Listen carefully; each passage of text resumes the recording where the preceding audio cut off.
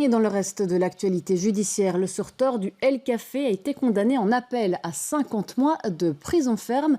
Il avait violé une cliente du bar bruxellois. Marine Guillet, vous nous avez rejoint en plateau. C'est donc la fin d'un long volet judiciaire que vous avez suivi. Les faits remontent à 2019. Oui, ce soir-là, une jeune femme de 20 ans se rend au El Café, qui n'existe aujourd'hui plus, afin de faire la fête. Tout au long de la soirée, le videur fait l'accoste, la drague de manière assez insistante. Elle va repousser à chaque fois ses avances, mais à la fin de la soirée, il va la coincer dans les toilettes du bar et la force à réaliser une fellation. Elle parviendra à prendre la fuite. Elle sera alors aperçue en détresse par une personne sans abri qui contactera la police.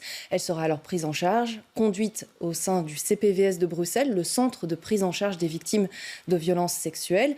Là, elle est assistée, secourue. Des examens médico-légaux vont être réalisés.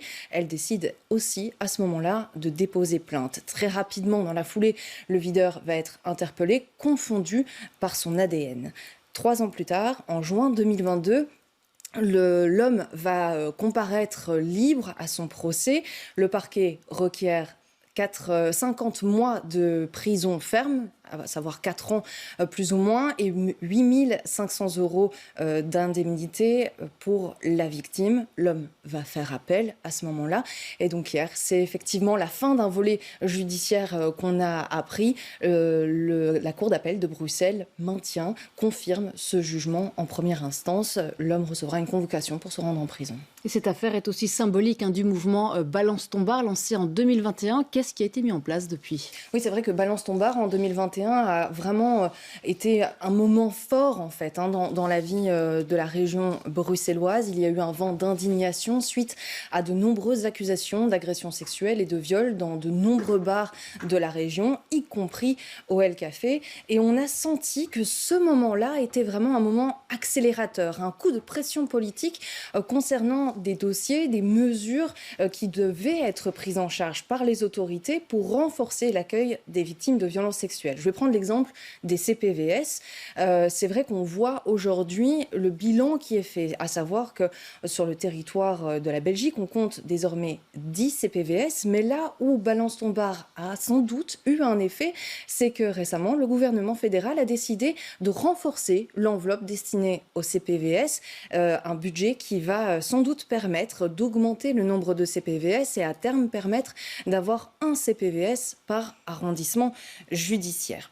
Il suffit de regarder les chiffres des CPVS. Lorsque les victimes s'y rendent, 6 victimes sur 10 décident de porter plainte, contre une victime sur 10 lorsqu'elle se rend dans un commissariat. Alors pour renforcer l'accueil des victimes dans les commissariats, la région bruxelloise a décidé de mettre en place un projet pilote appelé Cellule EVA, dans lesquelles des inspectrices et des inspecteurs spécialement formés pour recueillir la parole des victimes pourront les accueillir. Aujourd'hui, on compte 5 cellules de ce type en région bruxelloise, dans les commissariats de Bruxelles centrale, d'Ixelles, d'Etterbeek, d'Evere, d'Anderlecht. Le commissariat de Molenbeek, lui, aura sa cellule EVA le mois prochain, avec donc des inspectrices et des inspecteurs spécialement formés. Reste que le temps joue contre les victimes, que ce soit pour la formation des actrices et des acteurs en première ligne ou le temps de la justice. 5 ans se sont écoulés entre les faits que je vous ai énoncés en début et la condamnation prononcée hier.